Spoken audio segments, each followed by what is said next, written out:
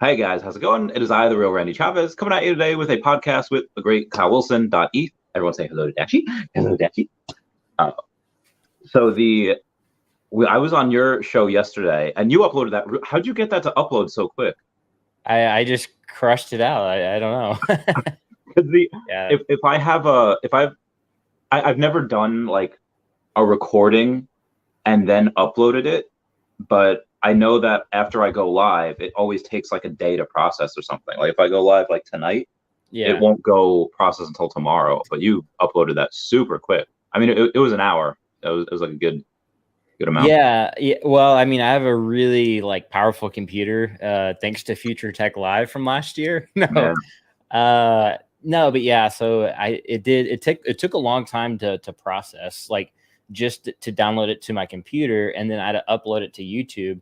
But once I uploaded it to YouTube, I stepped away from my computer and hung out with my fam and all that good stuff. So yeah. So you said the computer was from what again? From last year? Oh, I was kidding. Yeah, because the Comic Con from last year, the Future Tech Live thing where we were in that metaverse thing. Yeah, I suppose. Yeah, that was such. Let me see if I can get my camera to adjust a little bit here. Yeah. I don't know why it's blurry. It's been acting up a little bit lately. Take some alcohol and put it on the camera and just make it all, Wait. Oh, did I think it cleared up. There we go. You're good. I just have to stay back here a little bit. Bring the mic towards you. So there were a couple of things that have been circulating today as far as Veve going to Comic-Con. Uncle Jeremy Padower, going on and saying that he has some Jazzware announcements, I think, going on Friday. I think that's going to be, he might announce like some type of Marvel Mighties. I don't think previously, I mean, he's got the Pokemon license, probably get whatever license he wants. What are some of the things you're most excited about that you hope gets announced at Comic-Con for Veve, for anything in general? AF-15. No, just kidding. Yeah, that's hard to say. Right. Yeah, there you go. It's hard to say, I mean, I feel like there's so many brands that they haven't announced. I think they did say there's going to be an art drop, which is exciting. And I think like technically that is going to be a brand announcement. I think too, David, you did mention that there was going to be a brand that is something like that, like in his last community update video. So I'm very curious to see what that is. I'm actually really excited about that 101. I think that's going to be big news. So I'm excited for that. We haven't seen really celebrities or anything like that. I think that would be super awesome. Even if it's just like their likeness or image, I think that'd be really cool. I don't know, Comic-Con, pop culture, it just makes sense a little bit. Sports, we haven't really seen too much sports there.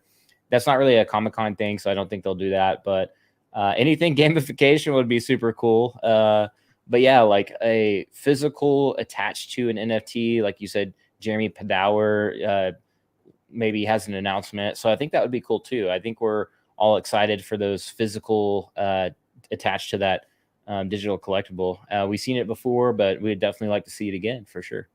Yeah, I'm super pumped for it. So a lot of people don't know that the Marvel wasn't really supposed to be here. Marvel and DC, they haven't really been here for a while. And they've had this, Kevin Feige at the Thor Love and Thunder conference had said, yeah, we're going to Comic-Con. And it was like just late enough so that DC and WB, they couldn't like scramble to get like a competing presentation. So they like own it, which is super good for Veve. It's super good. Some of the other things that are going on is I don't know if you like Lord of the Rings, but they're going to be talking about the Ring of Power, like that thing. Are you excited about that? Or do you think like some of the production quality might have gone downhill and, you replace some of the actors? Yeah, well, you can never be as good as the originals. Those were just so epic. Like, it's just so epic. So I don't think they'll get back to the quality. I think it'll still be cool. I always enjoyed the Lord of the Rings movies, but yeah, when it comes to the originals, you definitely can't top those. Those were incredible. Yeah, I can't wait for those. That'll be exciting.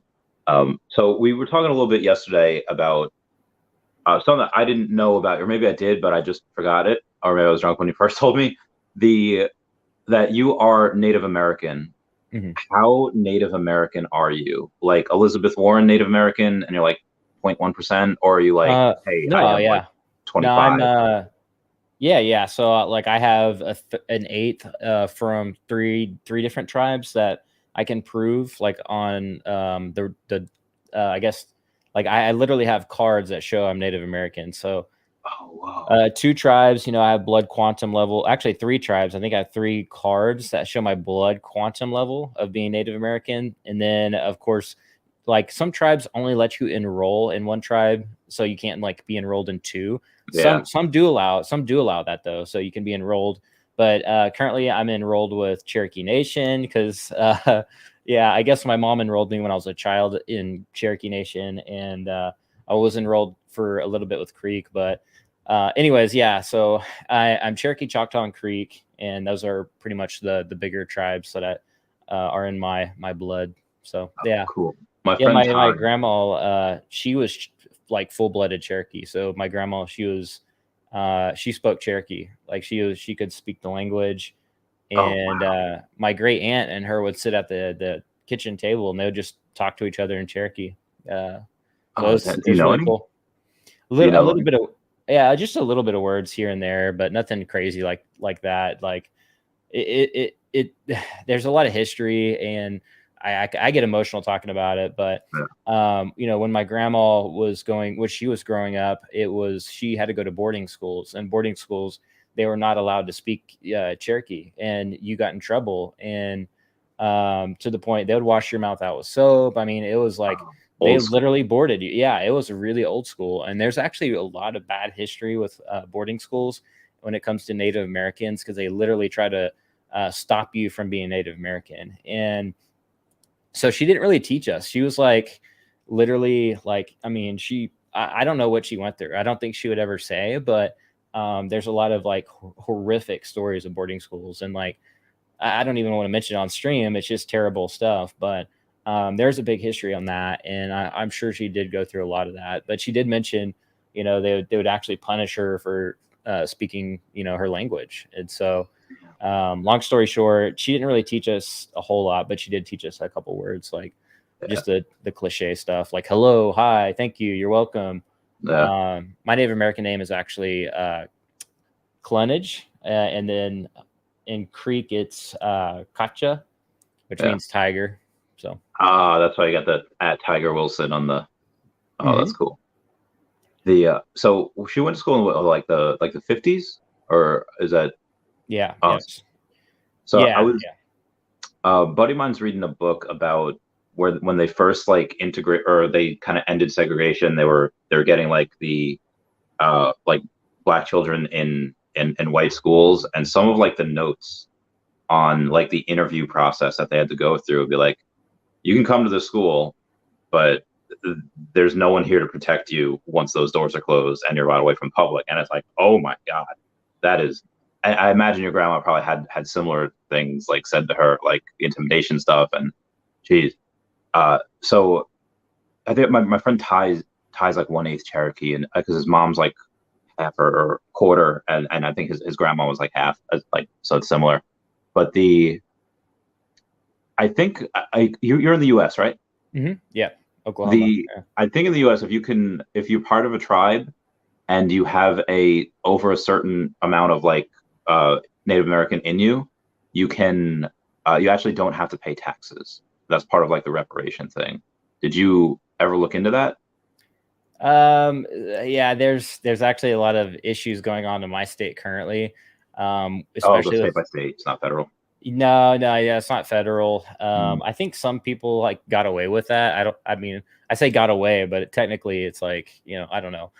Anyways, Deserved. there's Yeah. there's still issues going on right now. Actually, like the Supreme Court ruled that a lot of Oklahoma was actually still under treaty, which is the case. It's a historical treaty that the government signed with the tribes, a formal agreement, and that Oh, said that the tribes in their territory, that's a reservation. So technically, when it comes to taxes, if it's a reservation, you don't have to pay state tax. So that's just like common sense, right? yeah. Well, they've ruled against it again. So like they rolled for it and now they rolled against it. So it's just Jeez. like going back and forth. And now there's a lot of weird stuff going on right now in my state, and which I didn't think. I thought it was over. Like when I was growing up, I was like, surely I won't have to fight for like, this injustice, because this is going to be done when I'm older. But it's not the case. Like the governor saying like, you can't, you have to purchase a state license to go hunt and fish on your own reservation land or your own tribal territory, which is not, that's never been the case in Oklahoma. Yeah, that's your own land. Like, yeah, what the fudge? Yeah, on tribal lands, you are always able to hunt and fish, but the state's trying to say you can't do that. And so, which the governor got elected to pretty much saying he was Cherokee. So it is a frustrating thing that like there's still a lot of stuff going on, and it it makes me very frustrated. Like it's yeah, I just get really ticked off about that kind of stuff. Oh no, I feel you. I shouted to my friend Mincer, who I guess he was one of the ones that he proved like he doesn't have to pay taxes because I forget where he's from. Obviously, it's different. You said with each state, right? So I had my friend Sue lives near like Flagstaff out in Arizona, near a reservation. She drives through it all the time, and she says that there's a lot of local lore about like certain like beings out there. There is, Have you ever experienced, or has like grandma or any of your family ever experienced like a skinwalker or Wendigo or just anything creepy? Yeah, I love those stories.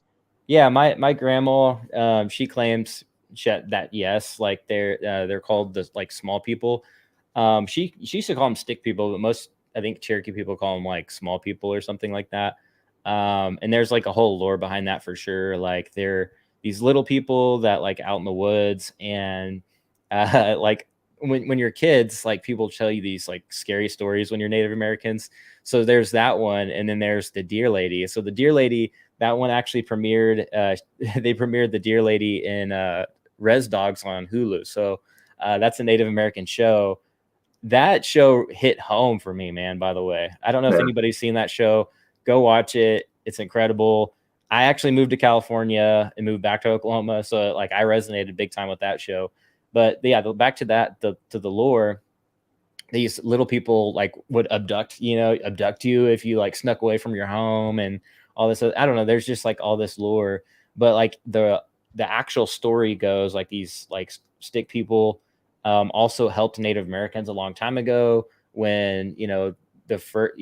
I don't know how to not say this, but because I am Native American, so it was like when the white people came, when the white people came.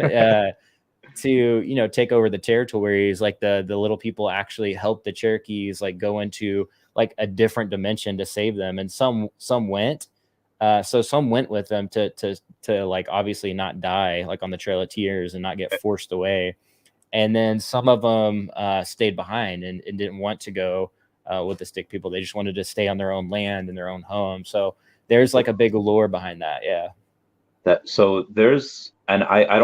I didn't look into this really. I just kind of heard. I think it was FDR, whatever president made like the National Park Service. Supposedly, there's this theory that he had made it because of abductions and like weird stuff that the army would just, I guess somewhere near like an army base would just hear and think of, and some people were getting like lost in like training exercises. Have you ever looked into that? Is there any truth to that, or is that just something that is also? I don't know, man. I'll tell you what. Like, I don't know anything about that, but what I do know is when I was in Albuquerque, New Mexico, ironically, we were just at a powwow. I was at a powwow with my whole family. Because what I used to do growing up is my family would set up at a powwow and we would sell like our designs. We'd had designs made and we'd print them on t-shirts, and then we'd go to the powwow and set up. We had other stuff too, like jewelry. But anyways, we came back from the powwow. We were going to the hotel or whatever. And there's just like weird, and it's Albuquerque out of all places. So it was like, oh, what the heck? So I look up and I see this light just like hovering, and I'm like looking around and I'm like, I don't know. I was like probably like 10, maybe younger. And I see this like orb and I'm like, well, that doesn't look like the rest of these street lights around here. This is weird.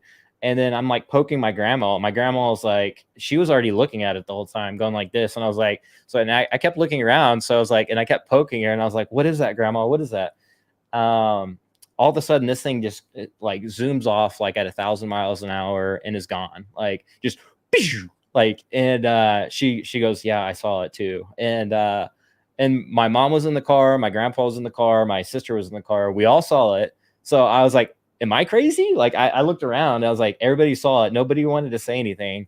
My grandma was the only one that said any words, and we just quietly drove down the road after that. And we're just kind of like, oh my gosh, what was that? Okay, But so I you have heard of like orbs in the woods, by the way. There's like a big lore behind that in Native Americans as well. okay? All right, so you were driving, or you were like at like a red light, you're at like a stop sign or whatever, and saw it, and then you uh like were you stopped in the car? Yeah, yeah. So we were driving a van. We were stopped at a stoplight, and that's when this like orb rolled up and just like stopped. Like, and usually like I stare in the sky and I look at planes and I'm like, oh, it's a helicopter, or like, oh, it's flashing lights, like the little red light that's flashing. You're like, Yeah. oh, that's a plane, and you can see it visibly moving a little bit. But this one, like, I looked up and I was like, that's weird. That doesn't look like a normal. That one looks like it's almost a couple of football fields away, but it's an orb and it doesn't look like the streetlights, and it just rolled up and stopped. Like, and No. then like I just kept looking at it, and everybody else was apparently looking at it too. And then it just took off. I mean, no sound. So there was no sound when it took off. It was just like, like just Jeez. gone. Yeah. So that was my experience in Albuquerque, New Mexico, out of all places. I'm like, Well, oh was it at night? It had yeah, to be at night. yeah, Yeah. So yeah, it had, yeah. Yep. and no one else was around you, like you and your family, but no other cars. It was pretty much us on the street. I think there may have Wow. been like one other car, but for the most part, it was pretty much a dead street. I mean, there's Oh cars wow. parked on the side of the road, I think. But yeah, it was just a quiet road, kind of like a little back road, and yeah, that was it. It was like, I what? I would have tried to flag down out of the car, like, did you see that? Did you see Yeah, that? I was in shock. I was like, I've never seen anything like this in my life. Like, I don't know. It was just so bizarre. I was like, to this, obviously it left an impression on me Yeah. because I remember it, and I was only like 10, but Oh, so what year was that? that was like 33. What am I, 30, 33? I don't know how old I am anymore. It was 23 years ago. So you're looking at 99? So yeah, something like that. Yeah. Yeah. We'll just Jeez. say that. Do you know if it was like summer or winter? If it was like 99 in the winter, I would have been like, oh my God, Y2K, it's happening. I want to say it was summer. Like, it was probably before or after summer. So it was like one of those slightly cooler seasons. So I think it was like either right after summer or right before, but I'm pretty sure it was like right after summer, closer to the fall. So there's a lot of calendars, like the Gregorian calendar, Chinese calendar. What year is it in? I know depending on the tribe, like what year is it? Is it like the year 3057 or 4128, or do they follow our calendar mostly? I think Cherokees, like, again, it's like they civilized us, by force, so for the most part, like I just use the regular calendar. But I know like the Aztecs, they have their own calendar system, obviously. Yeah. So, or Mayans, I think it's Mayan. So, which is obviously, I guess, indigenous to more central Mexico, I think those tribes are. So, Yeah. but yeah, for the most part, I just go off of just our Reason I was regular asking calendar. is because I didn't know, like, when I was like young. I think you're a little older than me, but like year and a half, not that much. But I didn't really pay too much attention in 99, 2000. I remember going over to my friend David's, and we were playing like a James Bond game on PS2, and his dad was an IT guy, and he was worried that when the year 2000 happened, like he had to be at work for it because like all the computers were going to go to like zero or whatever. But how did you guys view the turn of the millennium? Was that something that you guys were superstitious about, or is it just like, I was kind of like, meh. I don't know what my mom was. It was more like my mom, she's definitely, she's very much like the native way on everything. I'm not really sure what she did, but to be honest, she was out working, putting food on the table. Like, I come from a, pretty much a one single parent household. So honestly, I don't remember. Like, I do remember we did the whole ball drop and we're like, oh my gosh, like nothing, nothing happened.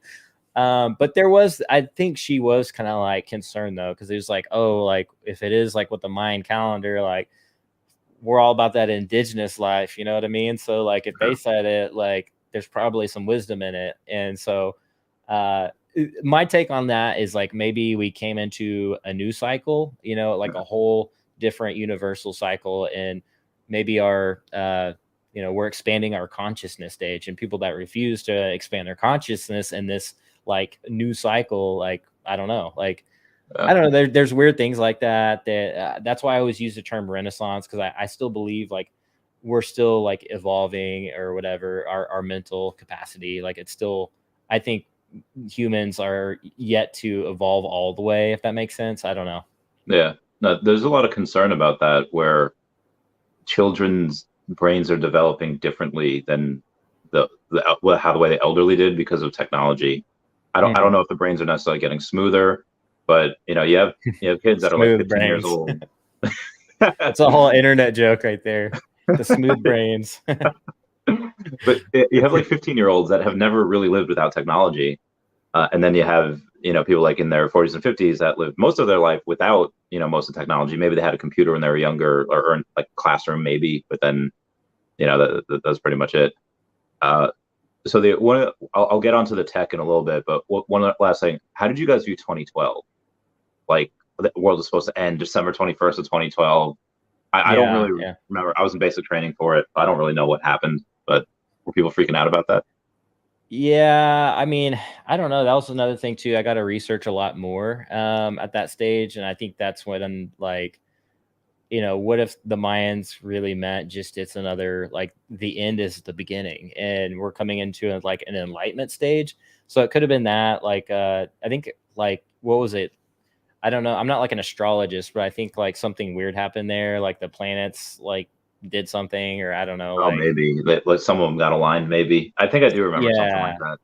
Yeah, like it was either that or like the beginning. I don't know, some kind of astrology. I mean, the Mayans were actually super smart. They like what invented calculus or something crazy. Like they Yeah, were the first astro or they're the first like star mappers or whatever to be able to like look off the stars and tell you where the Earth's rotation's at and that the Earth's rotating.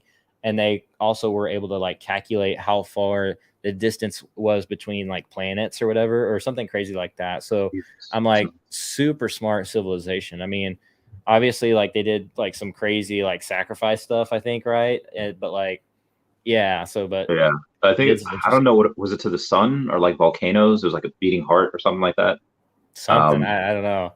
That's yeah, Yeah. that's definitely the, I don't know, Mexican tribes. So I don't know much The about those. So when you say enlightenment, is that something that you guys would be like, hey, actually, enlightenment is more like peyote and, you know, like Lucy and mushrooms, or is it like intense, deep meditation in the woods and like no other human contact, being at one with nature, or a combination of both? Both, yeah, a combination of both for sure. Yeah.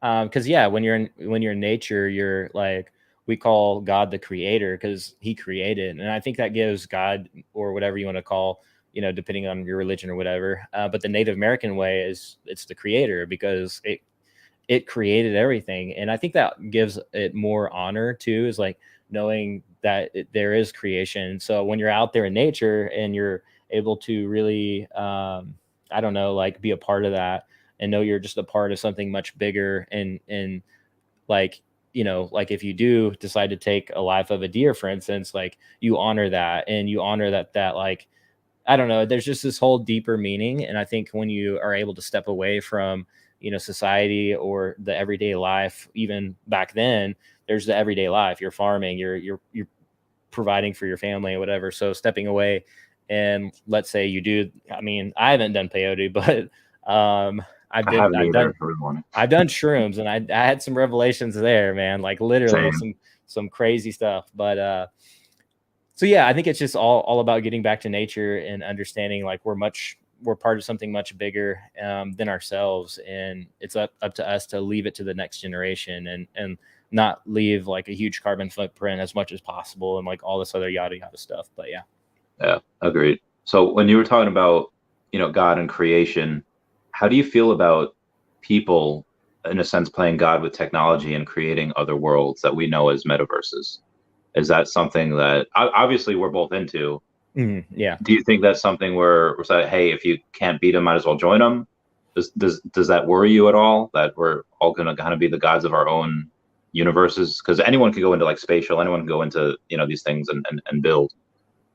Yeah, my main concern is like the losing of culture.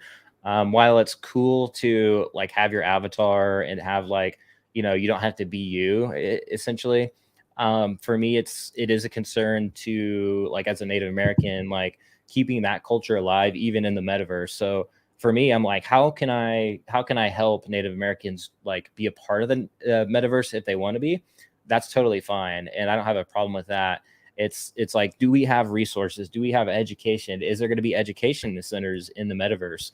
Like for me, like I want to go to a museum in the metaverse and be able to explore, the artifacts and how Native Americans wove baskets. Like that's a big part of our culture is basket weaving is still very much alive. Even like carving flutes and hollowing it out. Like it's really an art. And just everything like that, like every part of the culture. There's people that still pass it on, how to make a bow from literally just a stick, and things like that. I think like passing that on is important, or just to learn about it, like to learn where you came from, literally the blood in you. Like that's a big deal to me. And how can we keep that alive in the metaverse? And I actually had a talk with, I was invited to speak at, I think it was like Vein Noir, which is Gary Vee's like, part of like one of his like platforms. I don't know if they're still doing it, but I talked a lot about that as well, like how to keep culture alive in the metaverse. And I think that for me is the most important part. Impressive. I kind of feel like I've definitely am your fears with that, because like I was watching an episode of Modern Family before, and like Gloria was worried that her son was losing how to speak Spanish because he's been like Americanized, and like I'm from Peru, I don't know how to speak Spanish, I don't know anything about my Inca Indian heritage, so I'm definitely like a poster child for losing all your stuff. I do feel bad about that. I definitely want to learn about that one day. Well, um, like I felt bad about it too, but then I realized, for at least for me, was just like, they beat that out of my grandma literally. Like, the culture, and it's not my, like I feel like it's my fault because I'm like, oh, I got to go to this, I got to go to college, like because they have actual college, Native American college now. I got to go immerse myself in this language because it's my fault. Like, wait a minute, it's not my fault. Like, they like literally bred that out at like, try to take that away from us and take our native tongue away. So it's like, man, yeah.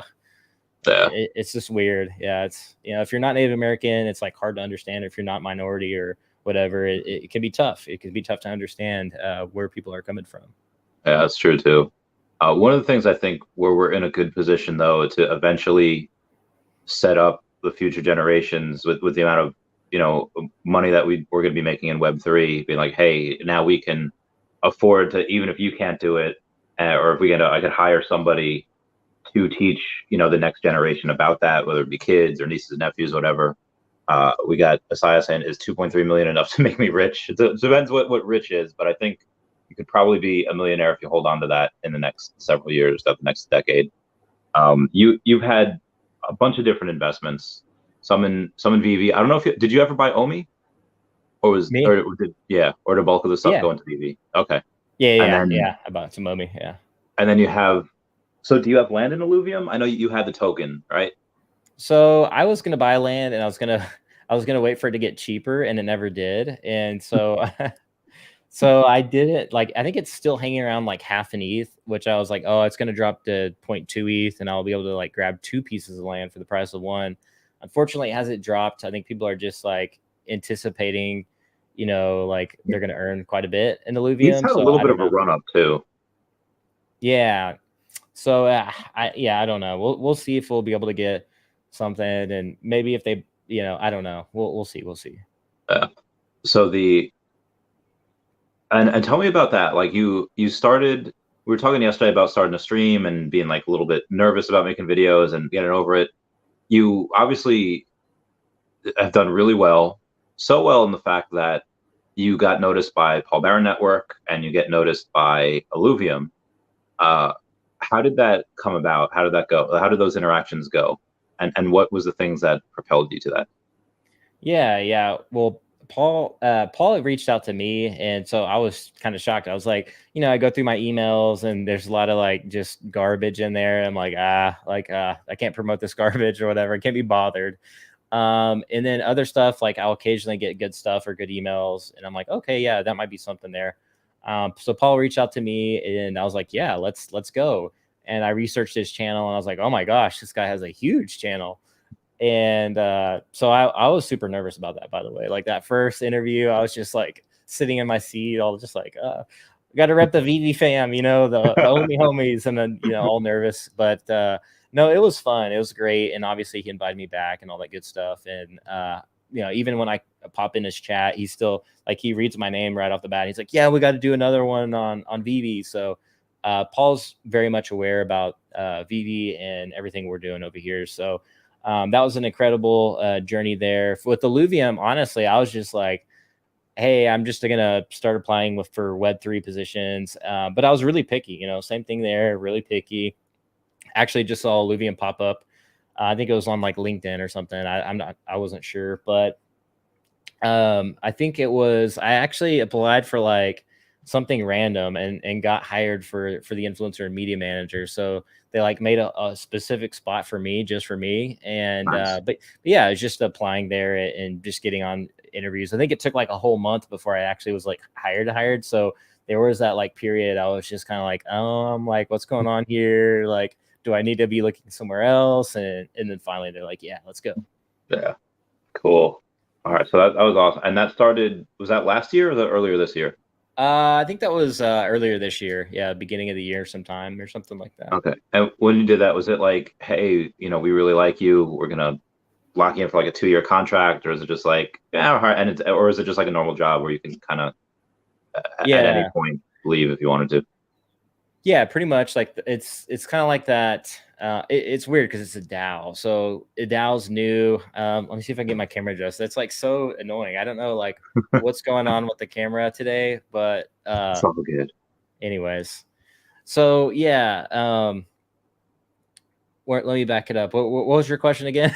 It was is that something so they didn't lock you in for X amount of years to work with them? Like, hey, it's a 2-year deal. It's just a normal job where you can kind of leave if you wanted to, and there would not be no hard feelings, but it's a lot easier to get out if you had another opportunity. Oh yeah. So it's a DAO. So technically, like you can put in however much you want to, but it's Illuvium, so you want to put in as much time as you want there, or you can. So yeah, so it's like a core contributor. That's kind of what it looks like. So working for a DAO is kind of a little bit different than a traditional business, I would say. But yeah, it is kind of like a contractor. I feel like it's more like a contractor type work where you're kind of just like if you're, I don't know, it's kind of weird to explain that, but yeah, that's kind of what it's like, I guess. Okay, so working for them as the media manager, they would obviously have to like let's say like as someone that like I really like to speculate, like if I were to start working for Veve, they would have to give me something so they'd be like, hey, we're not doing this. Do not say anything about that because you'd be promoting the wrong thing. How far in advance do they give you some things so that you can tease the right things and really not pay attention and not address the stuff that they're not going to do? Yeah. So I guess not. So they do have a lot of things in the wraps themselves. So they do keep a lot of like the cards close to their chest, if you will. So they don't even share like with some of the team, like what's going, like how far in advance, like how far down the pipeline they actually are, which is actually kind of cool. But we will like learn that's like, oh, by the way, we're this far along with XYZ, and we're like, oh my gosh, like that's crazy. And they keep it that way for a reason, so like it doesn't get leaked out and things like that. But we do get a somewhat good notice ahead of time. I would say it just depends on like how high level you're talking. Some things like a month or 2, 3 months. I mean, I haven't been working there that long, so Like the land sale, they knew that was coming for a long time. But Yeah. some of the like Illuvitar details, for instance, like I actually had a hand in some of that creation process. So like I Oh, was a part cool. of that like initial alpha. So they're actually adding albums and collections, and they are also adding in, I believe it's emotes. So like if you like, I can't give out any details because I don't think it's even out yet. But yeah, and they'll have leaderboards, kind of like Veve probably will, but HRO, they have leaderboards as well. So, Yeah. which was a suggestion I made, so no big Oh, deal there. nice. Oh, Yeah. that's so cool. The influence. I love that. Even if not getting credit for it, the fact that you're making decisions that will affect what people do, and it's going to be the reason why people do things the way they do for decades is really cool. That's like a powerful feeling.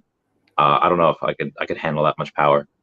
Uh, but Yeah, it's well, I can imagine how like the Warwicks feel. It's like, oh my gosh, they're influencing literally like when it's all said and done, probably like tens of millions, hopefully. But yeah, yeah, so it's like I don't even imagine how they feel, but it is cool to like have like that kind of I guess recognition or influence, like you said. I think it's yeah. cool for sure. Have you played the game? Yeah, I heard it's really fun. How yeah. what are the main, or I guess you can't really say. Um, I was gonna say, or maybe some differences that Axis, was very successful for a while, and I think people still play it, but one of the things is that it's really not crazy fun to play. hmm How has Illuvium addressed some of those issues, and how have they fixed that for their players in their game? Yeah, so Illuvium has taken the approach of like you have to make the best quality everything all the time. So that's like number one. Number two, they built like obviously it's not 2D, it's like super premium, Yeah. 3D, not only with the NFTs but like in game. It's auto chess, so it's like instead of Pokemon where it's like you and it's like da da da da da. It's like yeah, and then I don't know, and it's like it's just one on one. Think Yeah. of that. Think of like that extrapolated to like on steroids 3D. So it's Okay. like auto chess. So instead of like one Pokemon, now you have like 5 against 5, and it's It's like a lot. da da da da. And so that's at least how I thought of it. Like I Does never it get played auto. stressful? Yeah, it kind of does. 'Cause you're like, oh my god, and then like there's the timer. So like survival mode, you're like, oh my god, I gotta place my alluvials. Like, oh my god, timer's about to run out. Oh shoot, it ran out. Like, oh, I didn't place my last. Dang it! And then Uh, like they start coming after you and attack, and some of the alluvials can like teleport behind you. So you're like, oh my god, no. And so yeah, it can get stressful in survival mode, but there'll be other modes like hunting alluvials, just like you'd hunt Pokemon in the wild. oh, that's cool. It's literally Pokemon for adults, so it's gonna be interesting. I'm personally not into the whole like competitive part. I'll be more into like going off into the world. Just like I want my Pokemon vibes back. Like give me that back. Like I want Yeah. that experience. So I would love it. I'm very, very, very curious for it. Again, I've heard the game is really fun. I just like I like good games. So whatever happens, I don't care what the graphics are like, but obviously these seem to be really cool. Um, one of the stressful part is like I I love that about like Pokemon Puzzle League that was just released on Switch, and it's fun because like it's a really intense game. But every now and then you got to like take a break. You got to take like a walk away. Like we need to calm down. How long are the Mhm. matches for Illuvium? Yeah, so they can be, if you're really good, it can take like a long time, like 30 minutes per, because like it's just survival Oh, mode right now wow. is the only beta. Yeah, But if yeah, like if you go to like wave like 20 or wave 30, if you're crazy, then yeah, it can take a while because it's like 1 minute timers per round. So if you do 30, that's like 30 minutes right there, or like 20, that's 20 minutes. yeah. But then you have to start all the way back over to wave one. But a lot of people will botch on like wave 10 randomly and be like, oh crap, like I forgot the timer, or and then you have to start back over. But there's Yeah. gonna be different like modes like that. There's gonna be player versus player, kind of like the gym in Pokemon where it's like the it's like, oh Oh, gosh. And I really hope they integrate like some kind of badge system. And they have like they do have like the frames, so like in game, like you'll be able to see people's like frames and how like OG they are and all this other stuff. So there'll be a little bit of those dynamics in there. But I mean, they did get a lot of their inspiration from Pokemon. They don't hide that. And they don't ever really call themselves that either. So they're very respectful of the Pokemon IP. So it is really cool to see that. How's the music in it? Um, they have really good like actual like they've hired some of like gaming music. I don't even know like what the term would be, but Yeah. production people to create their music, the experience, and like all that. So it's really good. I couldn't say like what it's like. I just all I remember is like when a round starts, there's like the red lights and it's like done, and it flashes red, and you're like, oh my god, and you have to like you end up just watching it because like it's an auto battler. So like once you place your alluvials, they just go after it. But you're still like, oh my god, and you're like still watching and cheering. It's like you're cheering for your own alluvials like on the board. You're like, go, Oh, go, that's fun. go. Yeah, yeah. So it just be I don't know, it's just so cool. I didn't think I would get addicted to it, to be honest. And it did take me probably, I would say 10 matches or 10 like actual games to get really like involved with it though. Because at first Yeah. it's like, I don't really get it. But I started learning the meta, if you will, and like learning like, oh, you could do this. It's like, oh, and in the little girl or the girl on the screen, Arlen, like you can change your what like shield, you can change your staff to like a sword or like a Oh, water okay. gun or a shield. So it's like, oh, this is really cool. So yeah, after I learned all that, I was like, oh, this is some fire, man. Let's go.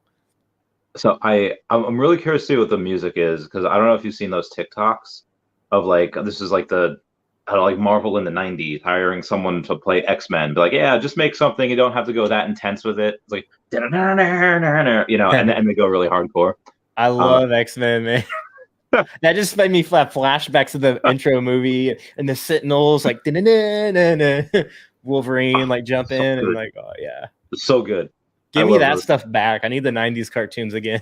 They're redoing it. They're not redoing it. They're doing a continuation. It's called like X-Men 97, and it's gonna be a continuation of X-Men from the 90s. So I'm really I love excited it. about that. They're just starting to reintroduce mutants into the MCU. Are you caught up with certain things like shows and movies? Um, I have watched all the MCU movies, but I'll need to rewatch all the X-Men. I grew up watching all the X-Men cartoons, so but I'll still have to go back because it's been so long. I mean, we're talking like 20 Yeah, plus years at least. they're on On Disney Plus. They're really good. Like yeah, they yeah. still hold up.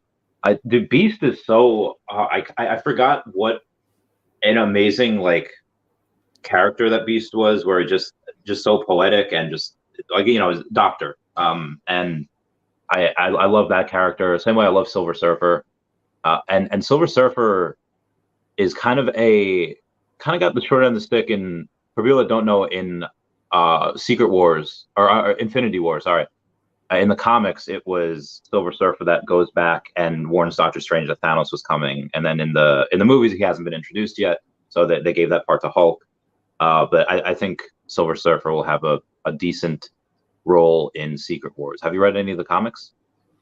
I read like I don't even remember that part, but yeah, I read all the like Infinity Wars or whatever with Thanos like way back in the day. My buddy had like all the comics to that whole series, which is weird because it was before the movies even came out, and this was like I want to say over 10 years ago. Yeah, it was over 10 years ago. It was like 13 years ago. And so I read up all on the comics, and his comics are like all worn out. So I'm like reading these worn out pages. But yeah, so I got to read all that, and I didn't even remember that part, the Silver Surfer. So that's really cool. You know that. Yeah, there's a lot of really amazing things that are going to happen. Before you start, or I guess before you see anything else, watch like the end of Ms. Marvel. And obviously I love Loki, the alligator Loki. So if you want, totally watch that. But I really liked Ms. Marvel. Something about like a minority with really strict parents really struck home with me. So I I watched the whole thing. I thought it was great. But Yeah, if you don't like it, just watch like the last episode or like 30 minutes of the last episode. yeah, That's really I gotta watch it. That's one thing too is like I gotta wait for the kids to go to bed, and then I gotta get wifey on board. I'm like, watch this superhero movie with me. And sometimes she's like, no. And then what is she like? I actually got her into superhero movies. She loves DC. So like anything Flash, she loves Flash. She loves the Arrow. She loves all the Marvel movies. But yeah, like picking a new show is really hard though. So I'm like, I have to get her through episode 1. And if I get her past episode 1, we're locked in. We're good to go. I'm like, yes, got her. So did the about Ezra Miller? You might know. I don't really follow it too much. I know he had a bunch of arrests recently. Are they still doing the Flash movie with him? I don't think they are. I think he's gone. Are they still doing the Flash movie in general, or and they're just replacing him, or did they scrap that Flashpoint movie as a whole? Man, that's a good question. I really hope they push forward for the Flashpoint and opening up like the DCU.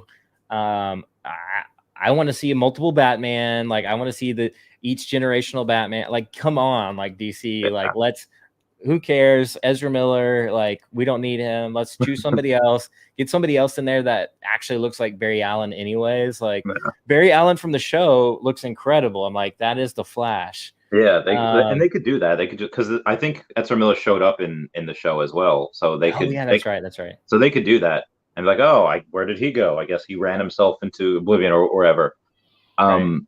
But yeah, they having Michael Keaton as like older Bruce Wayne, or even having older Bruce Wayne, or even having who's the guy that played his dad, that played Thomas Wayne in the Batman v Superman. He's from The Walking Dead, Jeffrey Dean Morgan. He was really jacked in Watchmen. He gets jacked again and plays an older Batman as Thomas Wayne. That would be super awesome. I would love that. Yeah. Like please, like give me that. We got a question from the audience here. Mr. Planet Prophet says, "Can you ask Kyle about his video that he said he bought someone's whole account and paid them off app? I'm guessing this was a while ago. Does anywhere Veve flagging in the future? I mean, I definitely wouldn't buy people's accounts now, but when you did that, what was the time frame in which you did that, and has it paid off so far?" Man, can I ask about his he said I didn't buy anybody's account. Okay. I don't know what that. Maybe it's another YouTuber. I know that there's a guy in the Veve community that sold his account to like Ray. Like I don't know if it was Ray Fixie or somebody else, but he sold his account, and that was like a while back. Yeah, I think he's bought a couple of accounts. So I mean, obviously now, like, but buying gems off always used to kind of go against the terms of service, but they had they just didn't really enforce that until like the last couple of weeks. Or now, if you buy gems or you buy whatever off app, like you're done. So I don't think anyone's doing escrows. I don't think anyone's doing, or if they are, definitely don't do them. Right. But what do you think I don't know if you've seen anywhere in other Telegram groups, like, are people still trying to do buying gems for like 0.8, 0.9 or something like that? Yeah, I think people still are trying to do that, which is a bad idea right now. I mean, they have their whole system up and running and can see this going on at this point. So it's a very dangerous move. And these people, that they could just be plain outright scamming, like, oh, I'll accept, USDT, or I don't know. And then you'll send your USDT and now you're just out. Like, yeah, they just block you. And then they just block you. So you got to be careful with like all the Telegram stuff. That's always been the case anyways, but even now more so, it's like, it's kind of more just blatant. But yeah. Like, I don't know. I wouldn't risk it to buy cheap gems myself. Like that's. Yeah, no, I would not. I would not do that at all. Worth the risk. I mean, so the bot issue, I think for the most part, I don't think, because after July 30th or 31st, whatever, and if you're not KYC'd by then, they won't allow you to do anything. So bots really shouldn't be an issue after these next, couple of days or a week or so.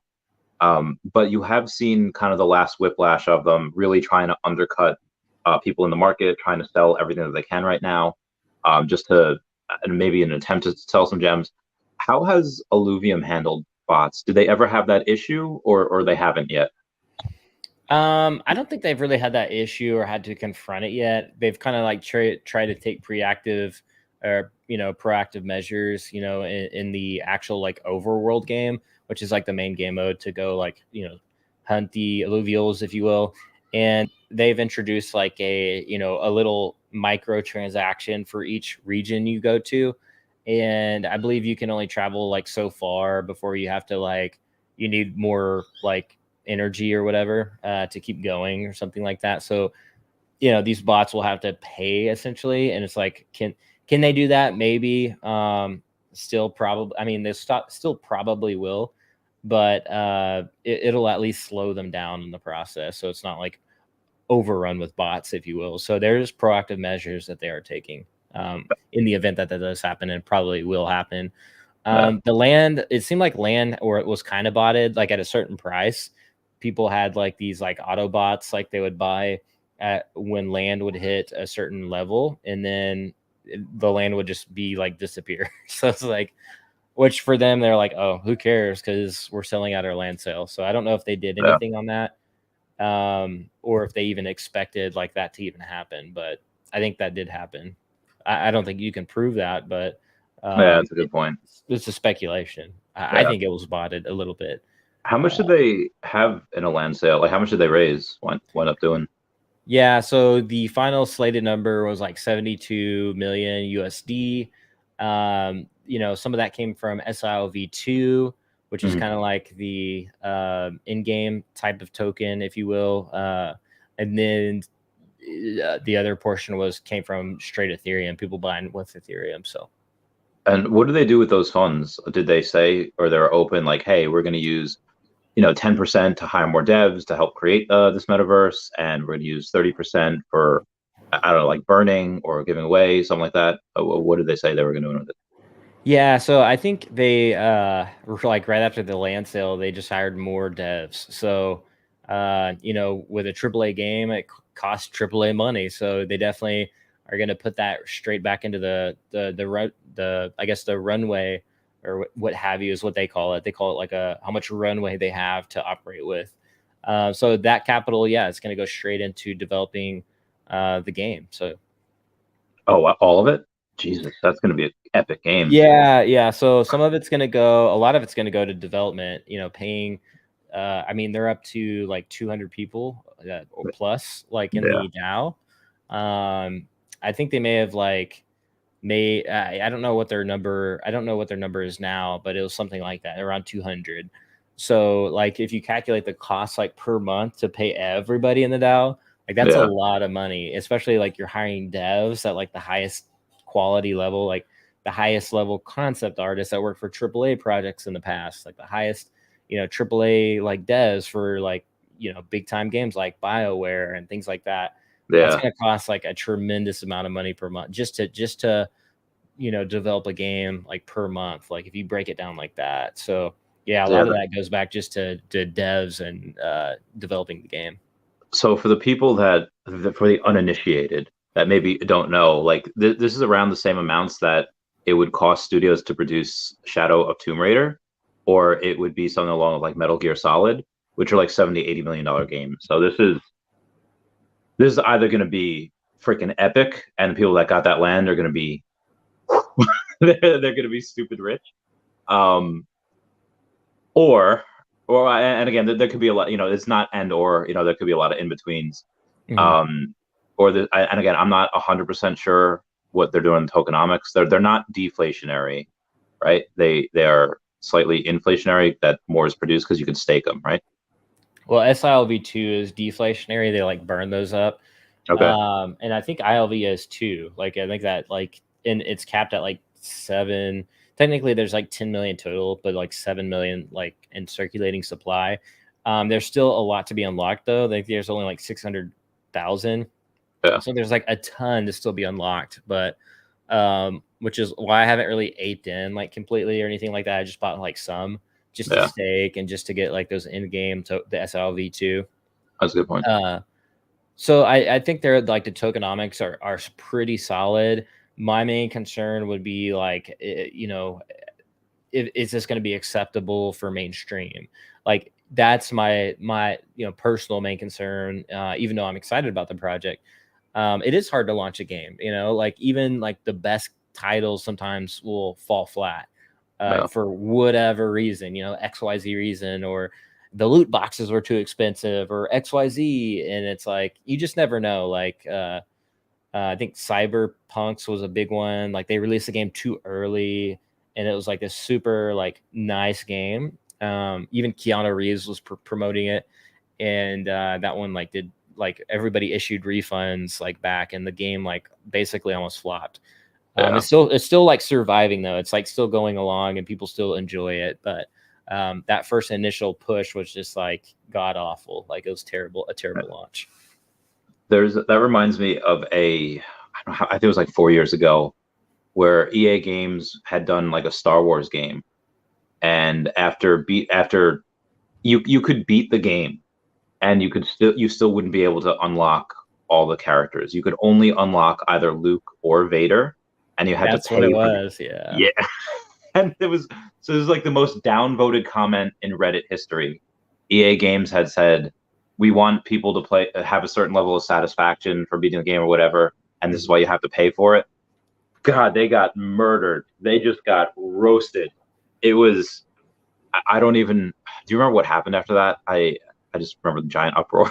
Yeah, like I don't remember what EA did. I think maybe they did something or like apologize. I don't remember. It was like a long time ago.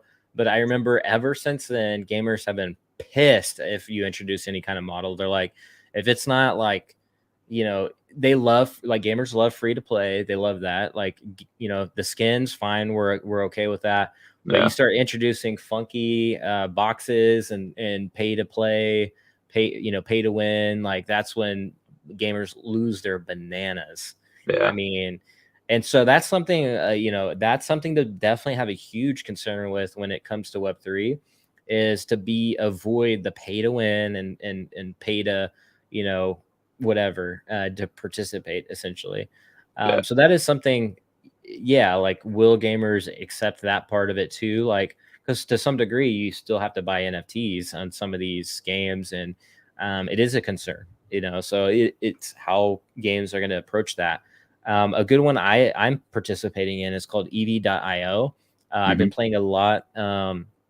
It's a shooter, but literally you just go to EV.io and you're in the game. Like, that's it. That's all you have to do. Like, you just go to the web. Like, that is the cleanest Web3 game I've ever seen in terms of onboarding, period.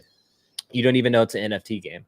Now, if you want to earn EV tokens, in-game tokens, you go to the Solana marketplace over at fractal.is or fractal.is, and you can buy like one of the, like, a rare skin, and you can earn like EV tokens and swap them for Solana tokens. And and it's the #1 game on fractal.is, and fractal.is or .is. Sorry, I don't know why I keep saying .is. It's .is. Yeah. That's ran by Justin Kahn, the former co-founder / founder of Twitch. So it's a big deal. Yeah. Nice. But anyways, yeah. There's a lot of stuff to be excited for. And people saying Diablo Immortal went through this as well. Gamers are losing it. Diablo, yeah. Included. Yeah, Diablo. Yeah, that's a big one. Big one. So I don't know. Did you get any of the drops last few days on Veve? No, I'm out of that gym liquid right now, and I don't want to put any more in. And if I do, I'm not buying new drops. I'm buying other stuff that I won't mention. Okay, yeah, you don't want people racing to it. Yeah, because it happens every time. I've learned last year, man. You name drop something, people run to it, and it's almost an instant buy too. It's like the floor just disappears. I'm like, well, I just shot myself in the foot, literally. I did that a few weeks ago, where I was looking for a Spider-Man movie on Disney Plus. I think it was Amazing Spider-Man 2, because I think they only had the first one, or whatever it was. I look at it and I see Spidey and his amazing friends as like one of the suggested things. I was like, oh, hey, these look like the Marvel Mighties that you get in the Spider-Man thing. And then I was like, I wonder how many people are actually viewing this. And I looked at it on YouTube, and there's always minimum of like 3,400 people watching it. like live, and then the videos get like tens of millions of views. I was like, what? So I tell people, I'm like, hey, I don't know if you guys have seen this, but maybe I should buy some. And then as soon as I said that, the price just jumped. I was like, like, yeah. I don't know why I didn't think. People ape into stuff. I remember one time I was live on stream. The most shocking moment, I think, as a Veve YouTuber, I guess, if you will, is I kind of knew people were doing that, but like I was live last year. I was talking about Secret Rare Spider-Man, and I was like, like in my personal opinion, it's going to 100K, and it did, of course, It as we did, know. did it? Yeah, and somebody immediately bought it on stream. They even chatted. They're like, I just bought the floor. I just bought one for 20K or something like that. And I was like, or whatever. I think it was actually like 40K. I don't know what the price was, but anyways, I was like, I was in shock. I was just like, like. Yeah, I'm so curious to see what happens this weekend after Comic-Con. There's gonna be like 150,000 people in attendance. Even 1% of that, 15,000 people downloading the app. That's so much. I don't think that many at one. I mean, my goal, I'm gonna figure if I get a few people an hour, maybe like 50 people a day, give or take. Just for me, not including the other people that Veve are sending there, which they're not sending me there. I don't work for Veve. I'm just doing it as a thing. But I don't know. I feel like there's going to be a lot of money going into this ecosystem. I'm very excited for it. Where do you see the potential for the largest ROI? Do you think it's on some Veve NFTs? Do you think it's on OMI, Illuvium land, Illuvium the crypto, something else that we haven't talked about yet? Your Todd Batman statue in the back. What are you thinking? Yeah, so I'm sticking with kind of like not my initial. It's like a hybrid of my initial strategy and what I've learned over the past like however long it's been. So I'm bullish on select NFTs now. So not like before I was like master collector, like I gotta collect them all. But now I'm like, oh, my liquidity, like it suffered like big time. And I'm like, oh, I could have made way more money sticking to my instincts and sticking to like, some of the collectibles that I like, that I know that are going to be like really good ones. So like, yeah, short term, I think there's still a lot of juice out of these NFTs on Veve. So I'm still super pumped about that. I'm still super pumped about the future drops that are still coming. The iconic, like there's so many more like iconic comics and even comic brands that could come to Veve. So I'm really excited about that. How there's still the low cost of entry. There's still a chance like you could get a secret rare, and collectibles are down. But so yeah, select stuff on Veve, and I'm still super bullish on OMI because OMI can, it's been to a penny. And usually like if you hit a price just based on like just hype, now we have all these fundamentals. Now we have more people in the ecosystem. Now we have Disney, Marvel, we have bigger brands. And to me, I'm like, it's just obviously to me, it's inevitable that we're going to like go beyond that. So yeah, like I'm thinking 10X is like short term or midterm or whatever. I think 10X by next year too. Yeah. Yeah. So like for me, that's not like a no brainer too. So I'm like trying to simultaneously work this strategy, this hybrid strategy that I've kind of adopted. So yeah, that's what I'm excited. I think in terms of Illuvium, like it just depends on if that floats your boat. If it does, you just have to be careful of token unlocks. Fortunately for OMI, we're past that phase. We're out of that worry of like token unlocks, oh my gosh. We don't have to worry about that anymore. So that's something like that's off our chests. Whereas Illuvium, they'll have to worry about that a little bit if you're like trying to figure out what's a good token price. Like it's kind of all relative to where you're at. It's kind of same thing with OMI. It's like if you were DCAing, that's fair.